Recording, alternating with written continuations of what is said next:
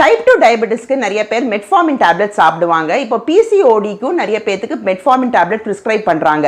Metformin சாப்பிட்றவங்க வந்து diuretic drug வந்து சேர்த்து சாப்பிடக்கூடாது. டையூரிட்டிக்ஸ் நான் சொல்லும் போது அது வாட்டர் பில்லுன்னு சொல்லுவாங்க.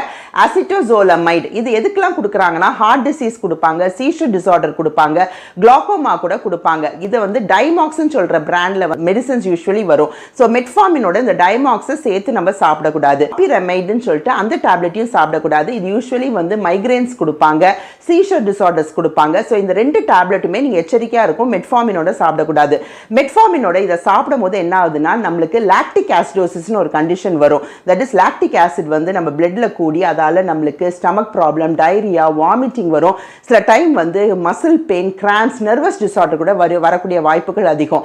B12 டிஃபிஷியன்சி வந்து யூஸ்வலி மெட்ஃபார்மின் டேப்லெட் சாப்பிட்றவங்களுக்கு அதிகமாக வரும். அதில் மெட்ஃபார்மின் டேப்லெட் நீங்கள் எடுத்துக்கிட்டீங்கன்னா ஒரு B12 சப்ளிமெண்ட் கண்டிப்பாக எடுத்துக்கோங்க.